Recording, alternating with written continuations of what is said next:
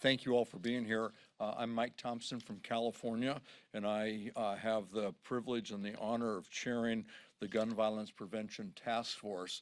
And I'm here today with many of our colleagues who are on the task force, and we're here today to announce the filing of a discharge petition to force the Republican leadership to take some action to make our community safer.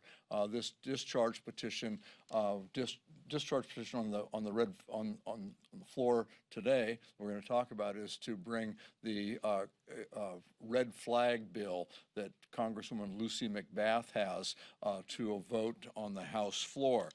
We know that red flag laws work. We know that they save lives. By using a red flag law, you're able to separate someone who is a danger to themselves or others from a firearm that they may have ownership of or possession of. As I said, I represent California, and California passed a red flag law in 2016, and they can document that that red flag law in California has stopped 58 mass shootings. We should be doing everything we can to make our communities safer, and that's what our task force has set out to do. We passed in the last Congress the Bipartisan Community Safety Act, and that was the first major piece of gun violence prevention legislation signed into law in 30 years, and it has a red flag provision in that. Congresswoman McBath's bill will ensure that the work that we did in that legislation and the money that we were able to secure can be better spent across all 50 states and save lives. So thank you all for being here, and it's my pleasure to turn it over to a real stalwart and an icon in the gun violence prevention space, and that's Congresswoman Lucy McBath from Georgia. Well, I want to thank Chairman Thompson for his tremendous leadership for the Gun Violence Prevention Task Force here on the Hill. He's been leading in this work long before I came to Congress, and I can't tell you how valuable you are in leading us and giving us the charge. And I want to thank all of my colleagues that stand with me here today. They're all champions in the front for gun safety and safer communities. I'm proud to be the lead sponsor of this legislation that is going to be discharged on the floor today, the Federal Extreme Risk Protection Order Act, with Congressman Carbajal, and the sponsor of the discharge petition that we have filed today that would bring the bill up for an immediate vote on the House floor. I have led this bill since 2019, and I have continued to hear stories from families everywhere I go and law enforcement all around the country about the lives that might have been saved if we had a red flag law in place. Stories like Mary Stiller Strobel, whose brother Ben was a combat veteran suffering from depression and PTSD. Ben had lost 30 pounds after his tour. Returning home, his father asked him about his weight loss. Ben replied that he couldn't eat, and he said that it was just so hard out there, Dad. It's just so hard, and everywhere I go, it smells like death.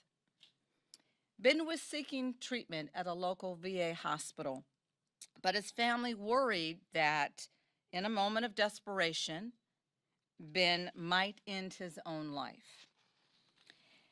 Mary and her father drove to every gun store in their community. They showed these store photos of Ben, and they were pleading with them. If he shows up in the store, if he shows up to purchase a firearm, please do not sell this firearm to Ben. Ben Miller died by suicide. He used a gun that he bought at a local store. It's too often that the families and the loved ones who see the signs of crisis before anyone else are helpless to do anything about it. And red flag laws empower those families, along with law enforcement, to do something before it's too late. empower their voices, and allow a judge upholding due process under the law to determine if temporary limits should be placed to keep guns out of the hands of those who may be a danger to themselves or others. In the nutshell, this is what red flag laws do. Mary and her father weren't able to use that process because it was not instituted federally or within their state. They did not have a red flag law in place. This legislation would change that. Legislation, I remind you, that passed the House last Congress, the 117th Congress, with the support from Democrats and 5 Republicans. Legislation that was once held by Democratic Senator Richard Blumenthal and Republican Lindsey Graham. Gun violence in this country is an epidemic. The Surgeon General just yesterday finally issued a report on the public health crisis that is gun violence in America and called for action. And so we once again are taking action. So I thank my colleagues that are here with me, my colleagues that are here in Congress for taking action to join me to announce this new strategy to move this legislation along, common sense legislation that saves lives. I implore our colleagues in this House to sign the discharge petition and make these life-saving tools available not only state by state, but everywhere in this country, no matter their zip code or their political party. Because we, and I say that we are the Gun Sense Democratic Caucus, are working to protect the American people. Even if the current majority doesn't stand up with the safety of their own constituents and their own families, we will. And now it is my distinct pleasure to bring up to you an incredible leader in our caucus and partner in this fight for gun violence, Assistant Democratic Leader Joe Neguse.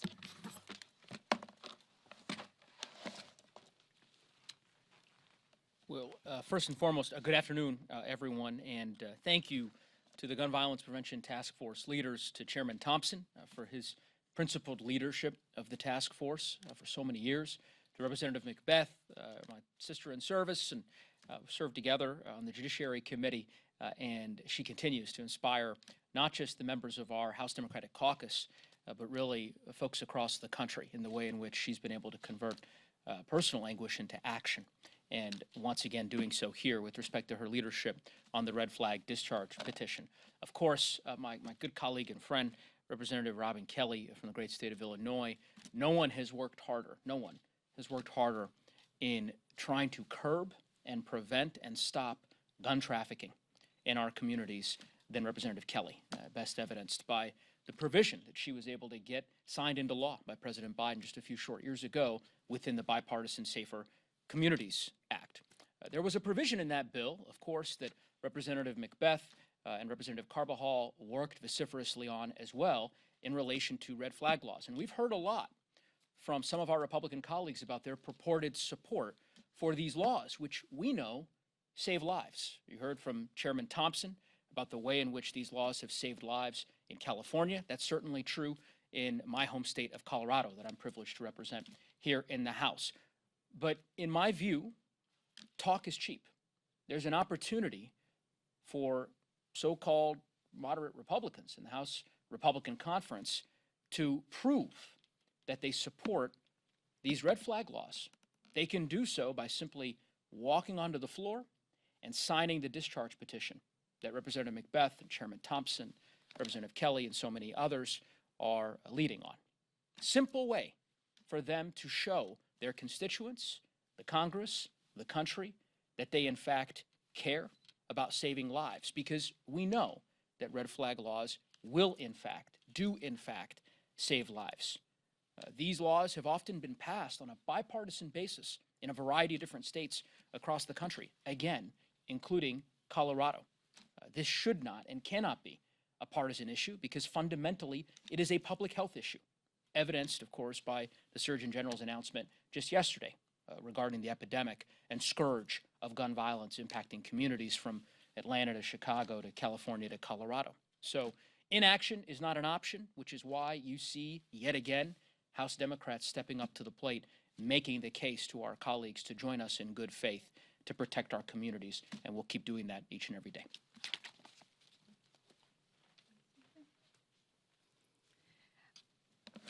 At this time, if there are any questions, we're more than happy to entertain them. But we are seriously continuing to work as much as we can in a bipartisan manner to make sure that the extreme risk protection order is not just state by state.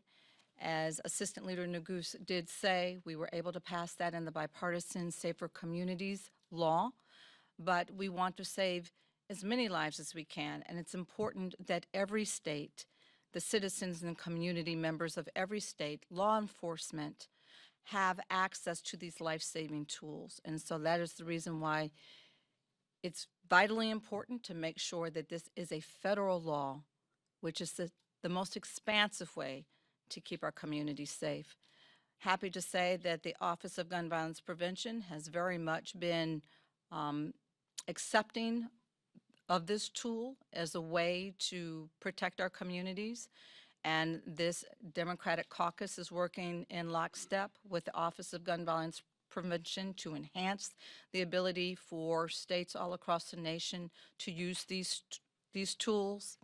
And also in conjunction with the funding that has been appropriated for community violence intervention and the work that we've done, we hope to really save lives.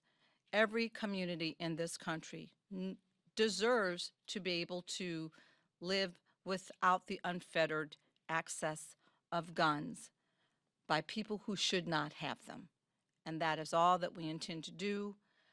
Each and every day that I do this work, I'm reminded each and every day of my own son, the loss of my son to unnecessary gun violence. And we know that these laws work.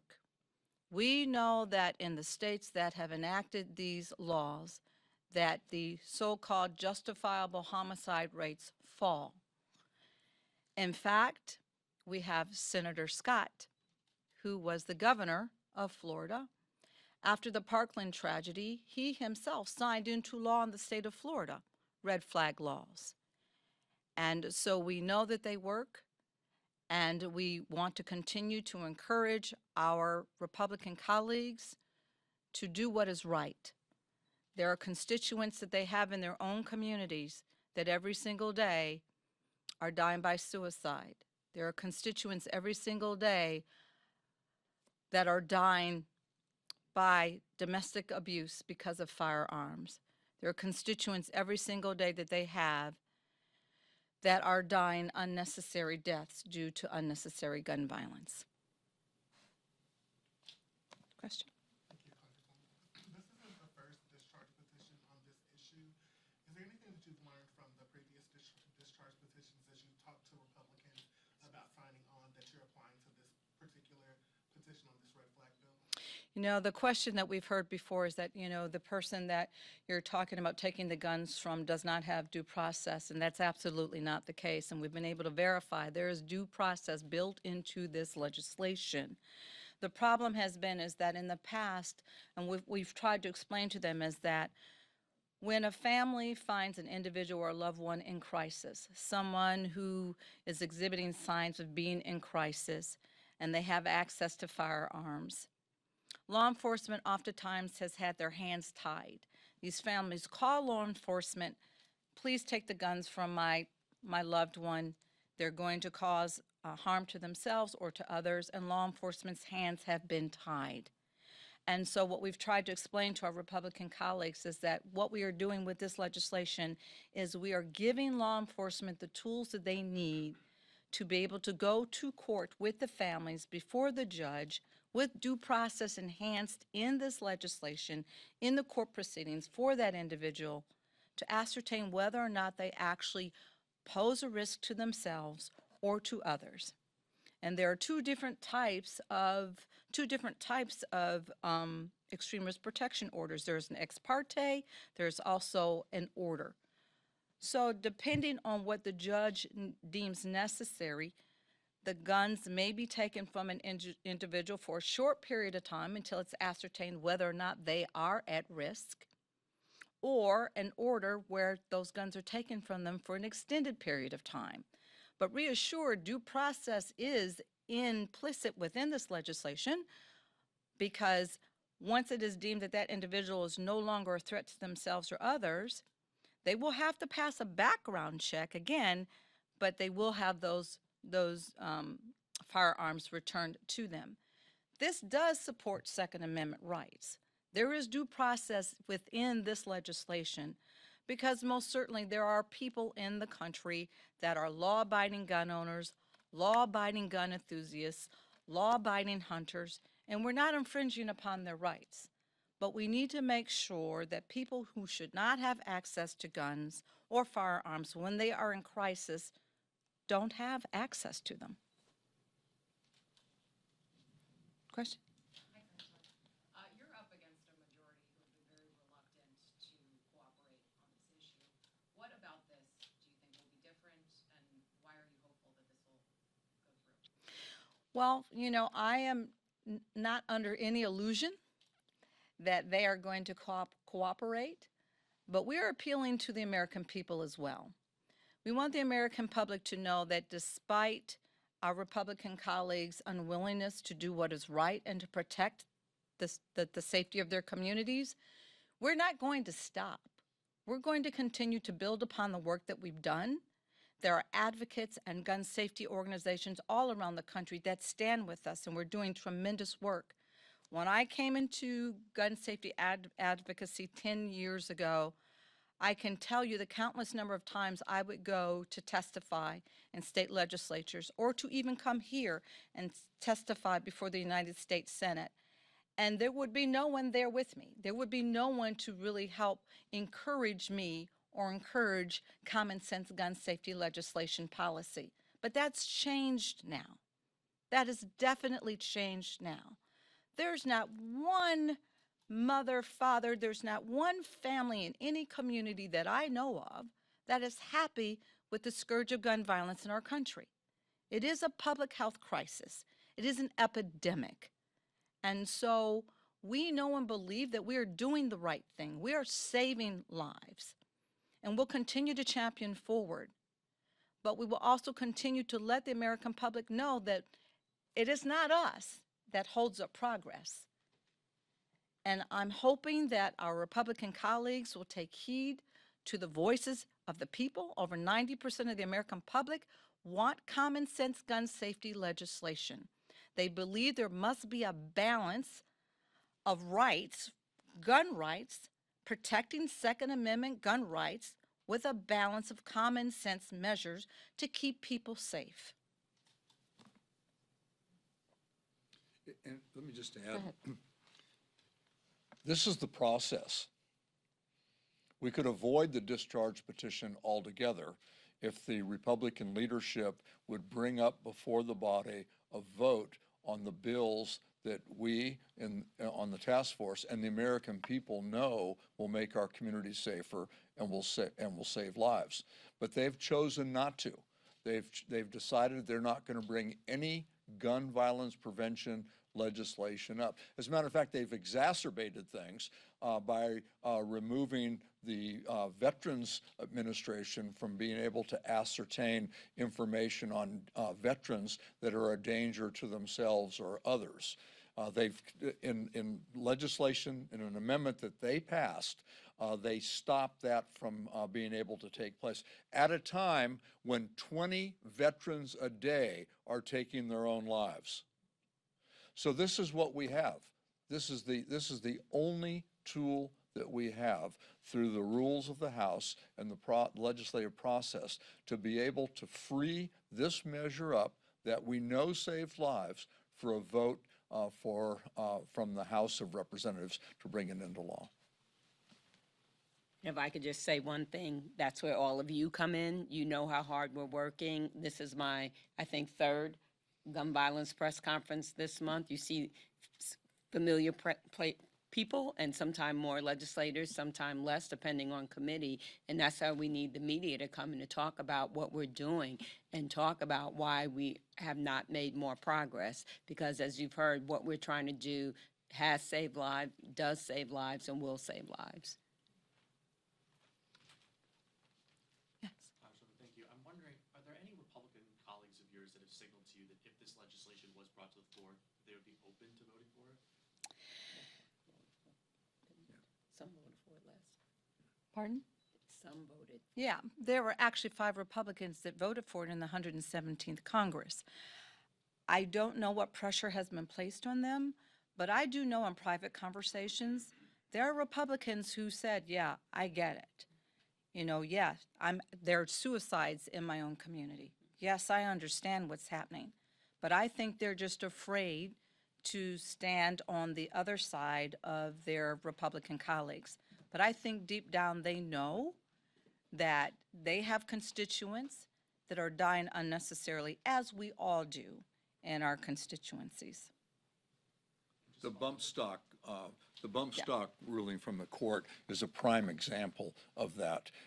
If you recall, when bump stocks became widely known of, and that was after the Las Vegas mass shooting, then there was action on the floor. There was a Republican bill to ban bump stocks, and they couldn't get it through their leadership. So the former president did it through administrative regulations, and the court just ruled that that was not constitutional.